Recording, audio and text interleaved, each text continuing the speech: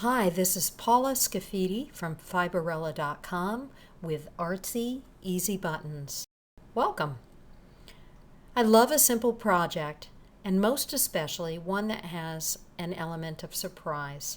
It's really fun to create this surface design fabric and then see how each little composition turns out on a button.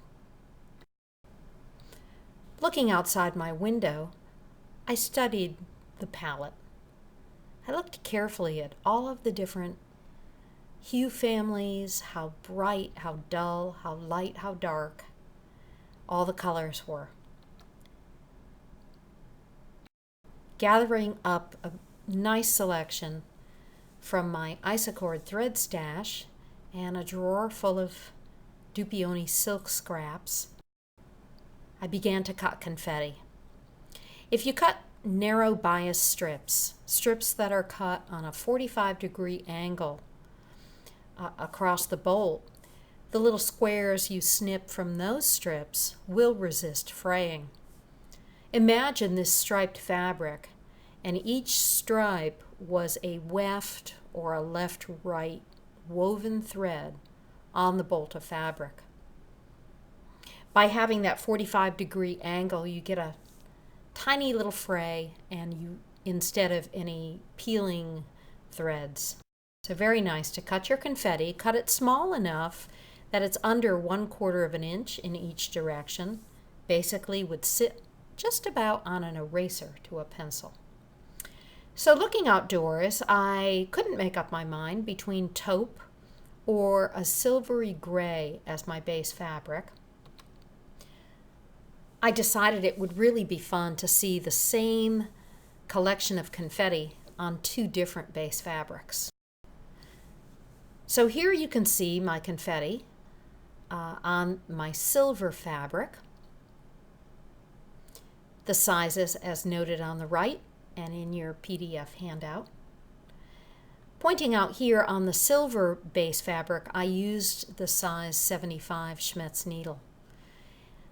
Isacord has a tex weight of 27. It's a 40 weight thread, but it's not a super thick member of the 40 weight category. It's perfect for my embroidery, and it fits very nicely in the size 75 needle. That said, if you want to use a size 90 needle, the penetration marks that you get are going to be a little bit larger. Here you can see how the confetti landed. It's kind of clumped up, piled up in multiple layers. When I did my second experiment on the taupe fabric, I made a change. Instead of leaving the confetti pretty much as it fell, I took some time to spread them out to minimize the number of layers overlapping one another.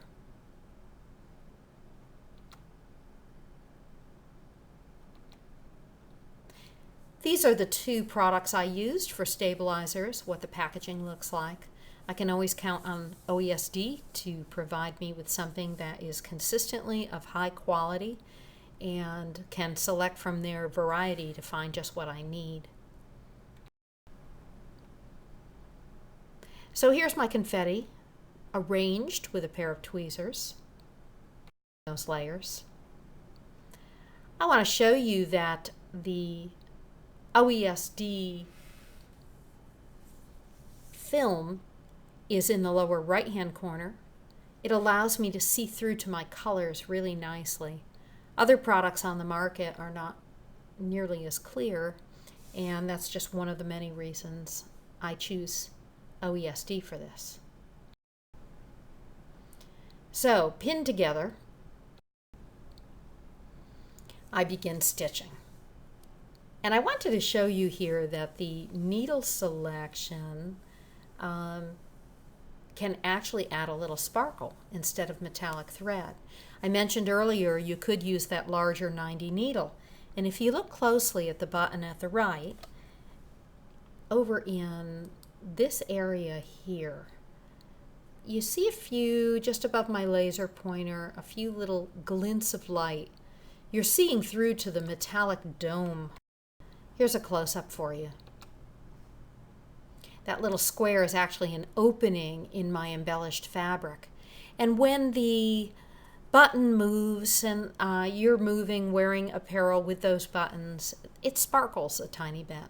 So that's just a fun added thing you can do. Along with that kind of dot sparkle, you can also get some color dotting, which we'll get to in a moment. So here you can see my kind of meandering path, and I'm, though I prefer personally to always use that nice clear aqua film, I have used a cloudier one here for the purposes of photography, so you could see my stitching. The path is wandering around and I've missed some places. So what I'll do is I'll come back in to an area that needs some more stitch. But each time I do that, I'm going to tie on and I'm going to tie off. And I'm going to try to avoid stitching over any previous stitching more than once. So here's what mine looked like, all stitched, ready for a soak. So color dotting, I alluded to that a moment ago, and I want to show you that. If you take a peek at these little green dots, you can see places where my bobbin thread is providing another color in the color mix. There were all these little dots of moss on the rocks outside, and I thought, oh, I'm going to put some moss green in my bobbin and tighten up my top tension a little and or loosen up my bobbin tension a tiny bit so those dots of moss could show. Change your thread colors as often as you like, cross your patterns once, and minimize the use of satin stitching.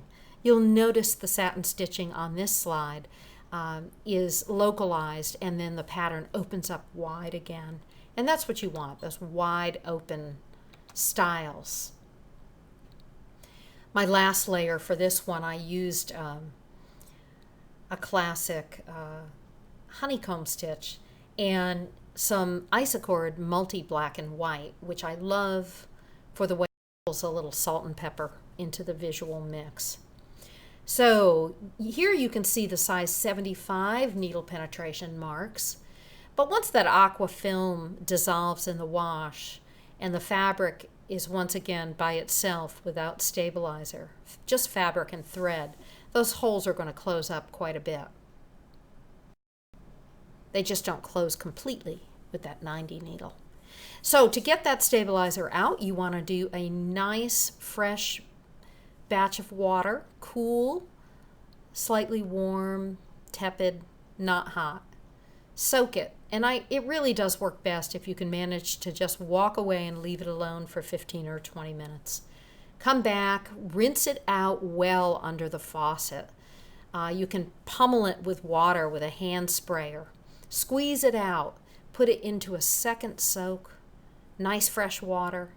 Run that process again, let it soak, then rinse it under the tap water and pummel it with the hand sprayer. Squeeze it out. You'll get all of that out of there. While it's drying, you can cut yourself a window. A window not the size of the pattern piece, but instead, and the pattern pieces come with your little button kit, but instead I cut windows the size that you're actually going to see, the portion of the fabric you will see once it's wrapped around that button and the backing is put in place. Preview my buttons, I do that. If you find yourself with a few extra layers of confetti, you can do what I did and just a gentle tap of a hammer, fingers safe and sound out of the way. I wouldn't bang it hard. This was a very lightweight hammer and I just did a couple gentle taps. Definitely is easier though if you don't have a huge stack of confetti along the rim of your button. And you can carry this idea into other techniques as well. Here you can see some roving shingles, a bit of fiber, colored fiber that was punched, needle punched down into a fabric base. And some of that punching was done first, stitch was added, and then more fiber was punched again, kind of layering disguising some of the stitching with a blur of added color. In the upper right, that happens to be a piece of lightweight wool flannel type fabric. In the lower left, it's a raw silk fabric. Both are great for needle punch and thin enough to do these buttons with, no problem. I was obviously in my cross stitch menu at the top right and working my way toward what is the thickest satin stitch I can still wrap nicely into my buttons. And that one did work in the lower left, but I wouldn't go any thicker than that. So for Artsy Easy Buttons and lots more, come back to Fiberella.com. I am a big fan of needle punch. I have lots there on free motion stitching, quite a bit on piecing. It's a variety of things, but I do have a special fondness for needle punch. Here you can see the Bernina rotary punch tool as a prototype while I was helping Bernina develop the tool of my dreams for needle punch. So you can see it's cloudy in this photo, but of course, delivered to market, crystal clear. It's a fantastic tool, and lately I'm doing a lot with it in the embroidery hoop as well. So no matter what Bernina you have, whether you have a CB hook type machine or whether you're on rotary, there is a needle punch tool for you. I hope you'll join me for some more fun, more video techniques, little design demonstrations. Already there on the site and upcoming. Here's a snippet from one of my online courses showing you the way I use my fingers to pull that little shingle of roving. If I need it wide, I'll use 2 fingers and my thumb, a mid-size, my index finger, and for a narrow piece, I use my index finger or pointer and my thumb to just take a pinch of fiber. Using your opposite hand, you can help to control how long each shingle will be. Take care, come back and visit, and enjoy.